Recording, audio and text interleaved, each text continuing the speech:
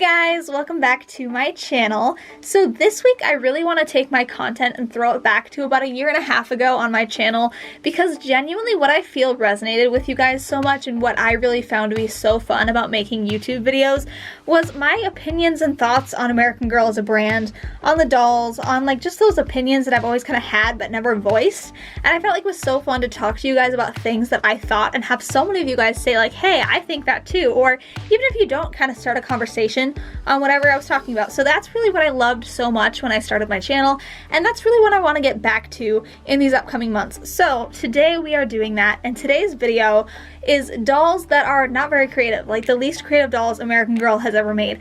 I think this is so interesting because genuinely, if you look at the lineup, I feel like American Girl kind of really caters towards the younger kids, which I totally get. But when they do that, they seem to kind of forget that there are collectors who have been there for a long time and recognize that some of these dolls are basically carbon copies of some of the ones they've already made. So I think it's really fun. I have a lot of these dolls, and before we get started, I want to just have a disclaimer and say, just because the dolls in this video does not by any means mean that I think any less of them, because obviously if I have these dolls, I bought them, I love them, and honestly at this point I just think it's funny, and it really doesn't make me think any less of the doll itself. So if one of these dolls is your favorite, just know I love them too. Without further ado, let's go ahead and jump into today's video. So today we're going to kick off this video with Sage Copeland Girl of the Year 2013. Now, honestly, I'm sure most of you guys know where I'm going with this, because we as American Girl collectors are a little bit creepy. Like, we know everything about dolls. So you probably know that I'm going to be talking about Nikki. So Nikki was Girl of the Year for 2007, and they look very similar. I would say Sage has darker hair with a little bit of red in it, and also darker blue eyes, but their face is the same. Like, they're basically the same doll. And they have very similar stories and collections. So Sage has kind of like a horse and art kind of story, where Nikki has more of like a horse and guide dog kind of story, but they're both very ranch, horse, kind of like countryside collections. So it's basically the same doll, just a few years apart. But I can't even go that far, because honestly, Nikki wasn't the original either. The original was Truly Me number 23. So Truly Me number 23 was released in 2004. So technically she's the original, and there's two copies of her afterwards with slight variations. But either way, they're all really cute. The next doll we'll be talking about today is Tennie Grant, the infamous Tennie Grant. So I'm sure most of you guys know her as the doll people find very polarizing. Either people love her or hate her. She's a little bit, I feel like people are very unsettled by Tennie a lot of the time. She is basically a duplicate for number 24, and I've heard rumors, let me know if you guys have heard this as well. I heard that when kids would go into the store and they loved Tennie's story but found Tennie a little creepy, the employees would direct them to getting Truly Me number 24. And I think that's so funny, because she basically is like an updated version of 24. I don't necessarily find her unsettling, but I can definitely see that she's not like, there's always been something about her that hasn't really felt quite right with me. She's never been a favorite, but again, never found her creepy. So if you guys have kind of some insight on that, like why do you think she's creepy? Like, what are your thoughts on Tennie Grant? Because people are just so opposite on this. So make sure to let me know down below, because I'm super curious. Next up, we have the doll that upon her release was so controversial that I actually made a video comparing her to 6 other dolls. So that video, I will link it down below if you guys are curious to see it. If you're interested in Kira, want to know my thoughts on that, I already made a huge video about it. But I do think Kira is very interesting, because in a way I feel like maybe she was American Girl's attempt at combining some of their most popular features and seeing how she did. I personally love her story, so I can't say much about that, but I do feel like she looks very similar to Truly Me number 83, who they had released, I think, like less than a year prior to Kira.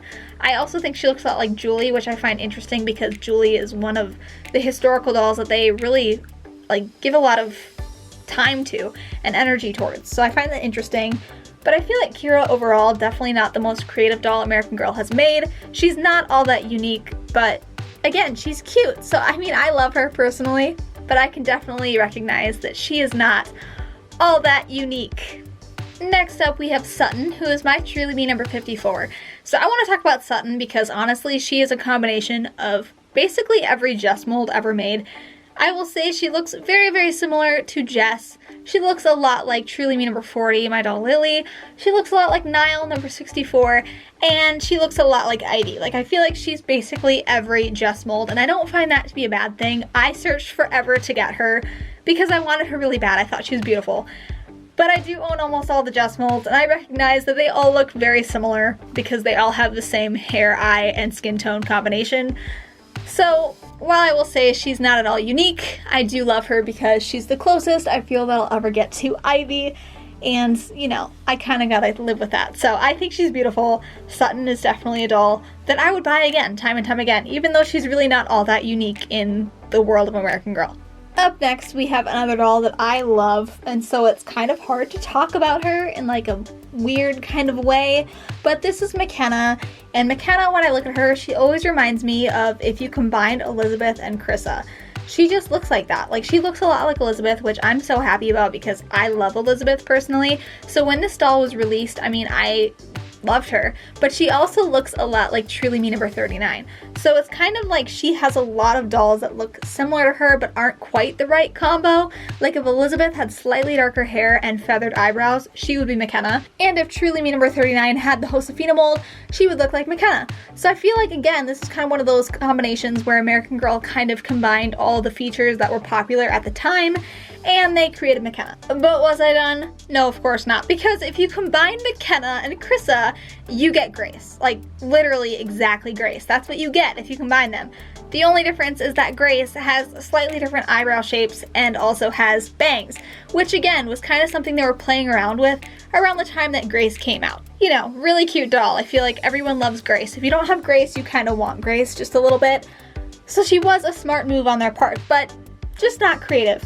And the final doll we'll be talking about today is Truly Me number 22.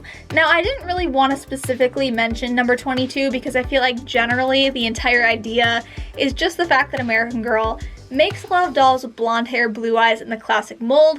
However, when I was looking at dolls that I had to try to show you guys this best, I realized I only have 3 classic mold dolls with blonde hair and blue eyes, and one of them is a custom. The other one is Kirsten, who is like the original American Girl doll. So I can't say that she's not unique because she actually is the original. She was the first.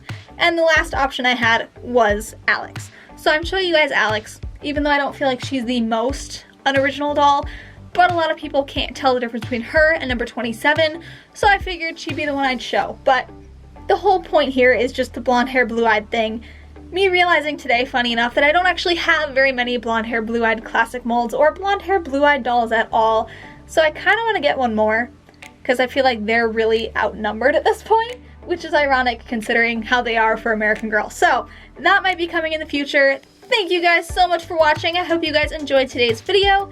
If you did, as always, make sure to give this video a big thumbs up, leave a comment down below, and respond to my pinned comment about which video you guys want to see next from my channel. And make sure to subscribe and join the family if you love American Girl, because I buy way too many dolls and I figured I need to make a hobby out of it, so let's make a lot of videos. And I will see you guys all in the next video. Bye guys!